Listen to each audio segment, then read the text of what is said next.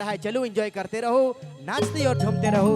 कईम अब्बास कर आवाज कर साहब लो, कईम आवाज से अपने आप आए।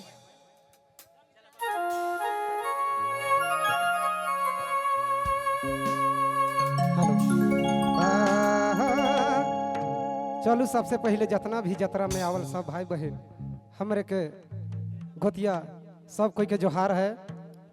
चलू प्रोग्राम तो स्टार्ट हो गए है, रिझ रंग बटे जाए के चाहिए। देखो भैया इस समय के कोनो ठिकाना नखे कब का होई, इसलिए जब तक जीवन है प्रेम से रहे है। हाय रे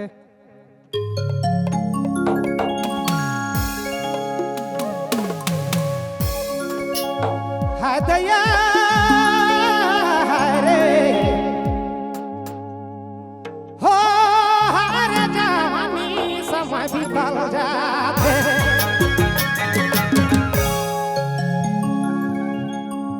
धीरे धीरे काया थकल जाते, होते तो थकल जाते जवानी समय बीतल, जवानी समय बीतल जाते रे धीरे धीरे काया तो थकल जाते रे जवानी समय, अरे जवानी समय बीतल जाते।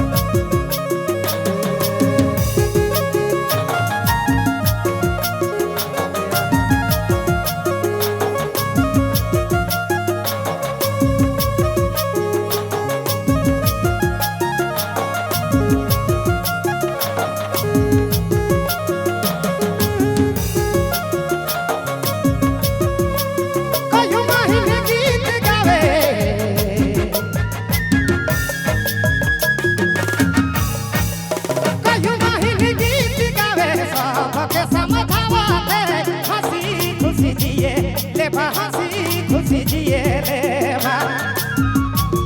अरे जिंदगी के नाते तो भरोसा रे जवानी समय बीतल जाते अरे जिंदगी के नाते तो भरोसा दादा नाते तो भरोसा रे जवानी समय बीतल जाते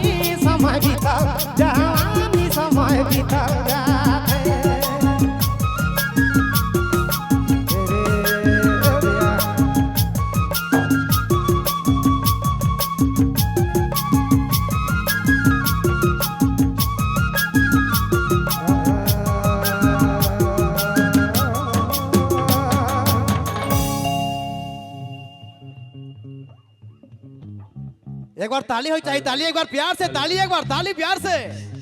रोने कर मीठा मीठा ताली जब जब बाजेला